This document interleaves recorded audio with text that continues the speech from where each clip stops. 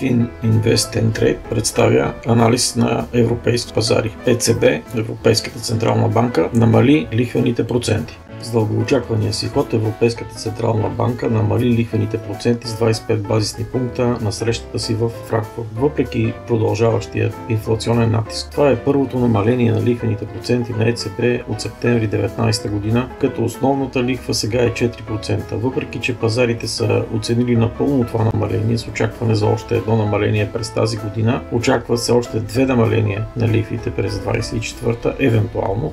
Инвеститорите ще следят много внимателно езика и изказванията, използвани от управителния съвет на ЕЦБ, както и тона на президента Кристин Лагард. За собствениците на жилища с ипотеки този ход може да доведе до малко по-ниски месечни плащания, докато спестителите може да видят спад в лихвените проценти по своите депозити. От друга страна, предприятията и фирмите вероятно ще гледат положително намаляването на лихвите проценти, тъй като разходите по заемите за икономическата дейност спадат, както се вижда от положителната реакция на пазара днес. Въпреки че ЕЦБ започва да повишава лихвените проценти по-късно от Федералния резерв на САЩ, това намаление я поставя напред в текущия цикъл на намаленията на лихвите, тъй като инфлацията в САЩ се задържа от ФЕД.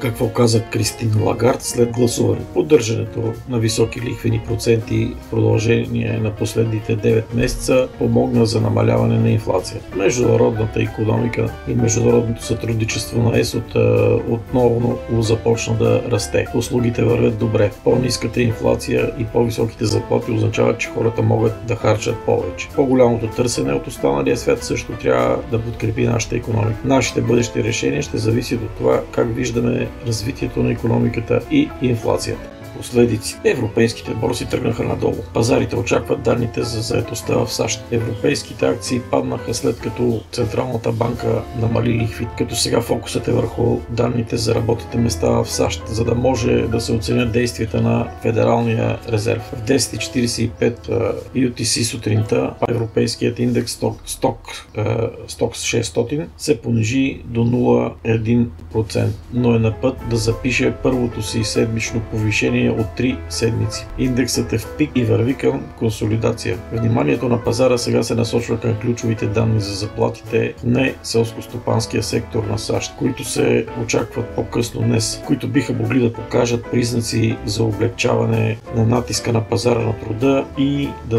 затвърдят очакванията за съкращение на ФЕД през септември. Технологичният сектор се повиши с 0,6%, покачвайки се за трета поредна сесия, основно военната индустрия е виновна за това повишение. Недвижимите имоти водеха загубите в сектора, увлечени от спад от 3,2% на германската група за недвижими имоти Vonovia, след понижаване на рейтинга от Морган Стенли. Шведският индекс на сините чипове спечели 0,2%, докато френският САС върви към консолидация в момента, както и немският DAX 40 върви към консолидация. Също и двата загубиха по 0,4%. Теменус се покачи с 2,1%, след като швейцарският доставчик на банкови софтуерни системи обяви нова програма за обратно изкупуване на до 200 милиона швейцарски франка. И това са 224,92 милиона долара. Какво да очакват българите? За българите с ипотечни и други кредити едва ли ще има глътка въздух, така както това ще се случи за европейците. Банковият картел, наречен Асоциация на банките в България, едва ли ще позволи намаление на приходите на банките. Вече десетилетия тази картелна структура манипулира правителства и целия народ и поддържа брутално високи банкови такси за измислени услуги. Нещо, което го няма никъде в ЕС. Влизането в еврозоната ще облегчи страшно много българите и ще доведе до намаление на таксите, които начисляват банките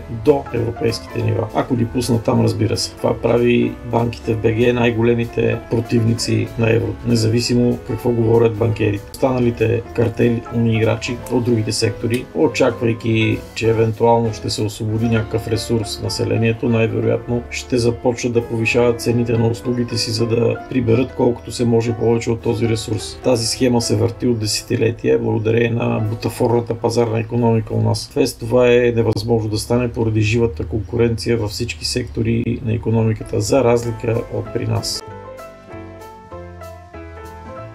Обобщение. Икономиката на ЕС се намира в пик. Очаквам да има период на консолидация, след който да е необходимо да се направи нов анализ за движението на следващия тренд. Предположенията ми са за продължаване на много слаб тренд нагоре. Бич тренд. След консолидацията, движен предимно от държавни инвестиции във военната промишленост на страните от ЕС. Ако военният конфликт в Украйна бъде потушен чрез преговори и отстъп от украинска страна, може да очакваме начало на постепенно увеличаване на бичия тренд по същите причини. Ако този мир се постигне чрез победа на Украйна и изтегляне на Русия напълно, то тогава ще наблюдаваме един нормален икономически цикъл с стабилен меч тренд и последващ възход за европейските индекси след приключване на консолидация. На практика ще влезем в една нормализация на икономическите цикли на европейските индекси на европейската икономика. Публикуваното по-горе представлява лично мнение на автора и не е съвет за инвестиране и друг тип пазарни действия. Този анализ се базира на многогодишната практика в инвестирането на европейския борс и наблюдение на европейския и българския пазар през годините, както и на обществено достъпна информация от институциите на ЕС и пазарни анализи на европейските борси.